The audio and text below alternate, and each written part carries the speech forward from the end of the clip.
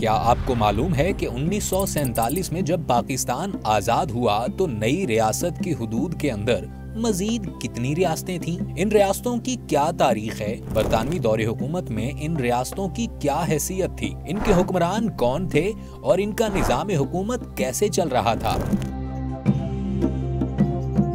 قیام پاکستان کے بعد ان ریاستوں کی موجودہ حیثیت کیا ہے؟ اس رپورٹ میں ہم ان تمام سوالوں کے جواب ڈھونڈنے کی کوشش کریں گے، تو آئیے ہم اس تاریخی، دلچسپ اور اہم موضوع پر بات کرتے ہیں اور جانیں گے کہ ان ریاستوں کا پاکستان کی تاریخ میں کیا کردار رہا۔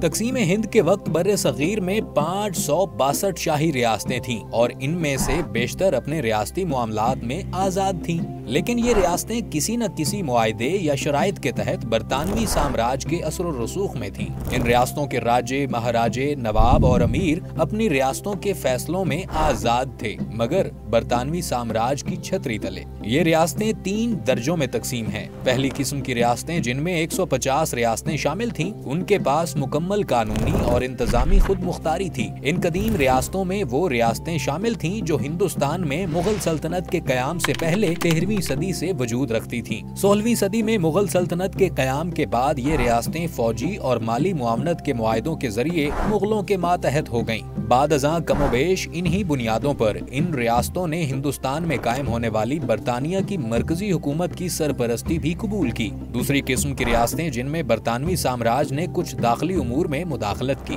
جبکہ تیسری قسم کی ریاستیں، جن کی تعداد تقریباً 300 تھی، اور یہ وہ ریاستیں تھیں جو رقبے کے اعتبار سے چھوٹی تھیں اور خود مختار بھی نہ تھیں۔ قانون آزادی ہند 1947 کے تحت بر صغیر سے برطانیہ کی واپسی پر برطانوی راج کے تحت سینکڑوں نوابی ریاستیں ان تمام ماتحت اتحاد اور دیگر معاہدوں میں جو برطانوی راج کے ساتھ کیے گئے تھے سے مکمل آزاد ہو گئیں۔ وہ 9 آزاد ریاستیں بھارت یا پاکستان میں سے کسی ایک کے ساتھ الحاق کرنے کے لیے آزاد تھیں۔ ان ریاستوں کو یہ اختیار بھی تھا کہ وہ دونوں سے الگ خود مختار ریاست کے طور پر رہیں۔ قیام پاکستان کے بعد ان ریاستوں میں سے 13 ریاستوں نے پاکستان کے ساتھ الحاق کیا۔ ان میں سے کچھ ریاستوں کا الحاق بہت اہمیت کا حامل رہا اور ان کی مدد سے پاکستان نے اقتصادی اور فوجی محاذ پر طاقت حاصل کی۔ قیام پاکستان کے فوری بعد صرف 2 نوابوں نے اگست 1947 کو آزادی کے بعد پہلے مہینے میں ہی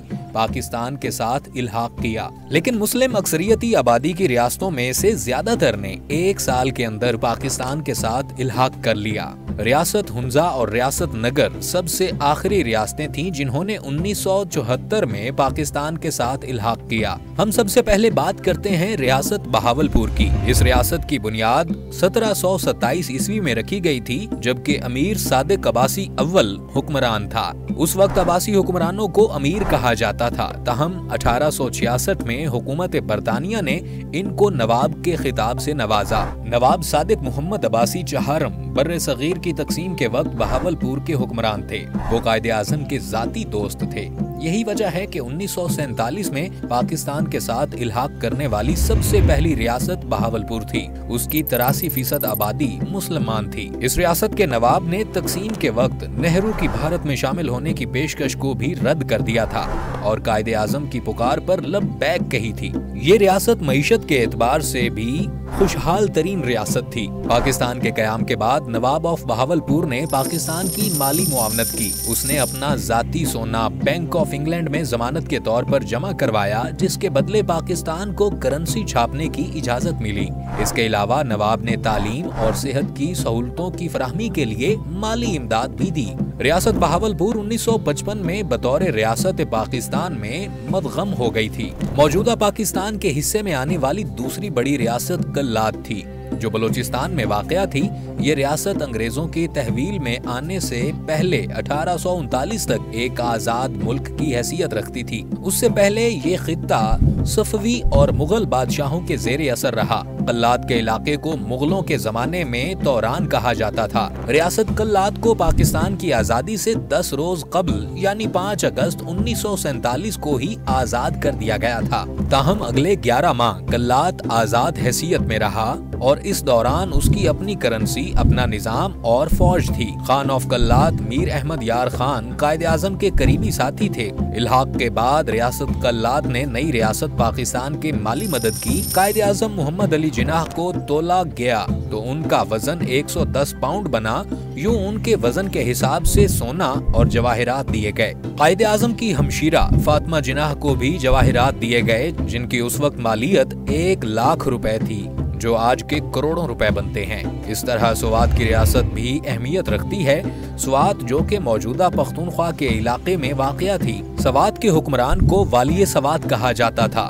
اس ریاست نے بھی 1947 کے بعد پاکستان کے ساتھ الحاق کیا تھا اور ریاست سوات باقاعدہ طور پر 1969 میں پاکستان میں ضم ہو گئی تھی۔ اس الحاق کا فیصلہ والی سوات میاں گل عبد الودود نے کیا تھا اور قائد اعظم محمد علی جناح کو الحاق کی دستاویز بھیجی تھی۔ دیگر آزاد ریاستوں کی طرح دیر بھی چونکہ آزاد ریاست تھی تو تقسیم ہند کے وقت ریاست دیر نے بھی پاکستان کے ساتھ الحاق کیا۔ تاہم ریاست دیر کی آزاد حیثیت 1969 میں تب ختم کر دی گئی۔ چترال کی ریاست کا محل وقوع بھی اہم تھا۔ یہ ریاست پاکستان کے شمالی سرحدی علاقے میں واقع تھی اور اس کی مشرقی سرحد گلگت بلتستان سے ملتی تھی۔ چترال کے مہتر مظفر الملک نے ویسے تو 15 اگست 1947 کو ہی پاکستان سے الحاق کا اعلان کر دیا تھا، تاہم رسمی طور پر الحاق 6 اکتوبر 1947 تک مؤخر کر دیا گیا تھا۔ ریاست ہنزا اور نگر جو کہ ایک چھوٹی نوابی ریاستیں تھیں بھی پاکستان کے ساتھ الحاق کرنے والی ریاستوں میں شامل تھیں۔ ہنزا صدیوں سے ایک آزاد ریاست تھی۔ اس پر ہنزا کے میروں کی حکومت تھی جنہوں نے تھم کا خطاب لیا۔ تاہم 1848 کے بعد یہ ریاست مہاراجہ جموں و کشمیر کے ماتحت تھی۔ 3 نومبر 1947 کو میر ہنزا نواب محمد علی جمال خان نے محمد علی جناح کو ایک ٹیلی گرام بھیجا جس میں انہوں نے اپنی ریاست کے پاکستان سے الحاق کی خواہش بیان کی۔ ہنزا کی شاہی ریاست اب پاکستان کا ضلع ہنزا ہے۔ ریاست نگر بھی ہنزا کی ہمسایہ چھوٹی ریاست تھی۔ دونوں ریاستوں کی زبان اور ثقافت مشترک تھی۔ اس ریاست کے حکمران کو بھی میر کہا جاتا تھا اور مقامی زبان میں تھم کہلاتے تھے۔ 19 نومبر 1947 کو نگر کے میر شوکت علی خان نے قائد اعظم کو ٹیلی گرام کے ذریعے ریاست پاکستان کے ساتھ الحاق کر لیا۔ اسی طرح سندھ کے علاقے میں واقع ریاست خیرپور بھی پاکستان کے ساتھ الحاق کرنے والی اہم ریاستوں میں شامل تھی۔ 1947 میں ہندوستان کی تقسیم کے وقت ریاست خیرپور نے پاکستان کے ساتھ الحاق منظور کیا۔ 1955 تک اس کی حیثیت بطور ریاست برقرار رہی۔ پھر 1955 میں 1 یونٹ بنا تو اسے مغربی پاکستان کا حصہ بنا دیا گیا۔ یہ ریاست زرعی پیداوار کے حوالے سے اہم تھی۔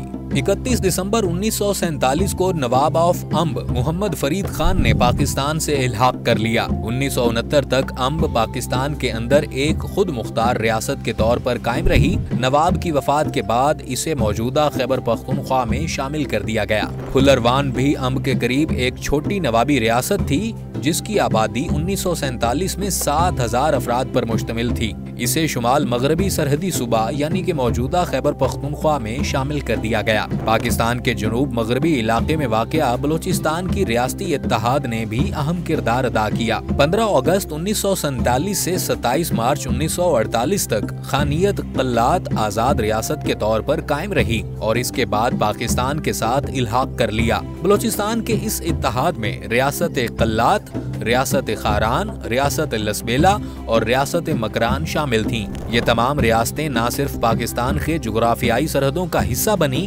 بلکہ ان کے الحاق سے پاکستان کو نہ صرف دفاعی بلکہ اقتصادی میدان میں بھی استحکام حاصل ہوا۔ پاکستان کی تاریخ میں ان ریاستوں کا اہم مقام ہے۔ ان ریاستوں کے الحاق کی کہانیاں نہ صرف تاریخ کا حصہ ہیں بلکہ ہماری قومی شناخت کی بنیاد بھی ہیں۔ ان کا کردار پاکستان کے قیام اور ترقی میں ناقابل فراموش ہے۔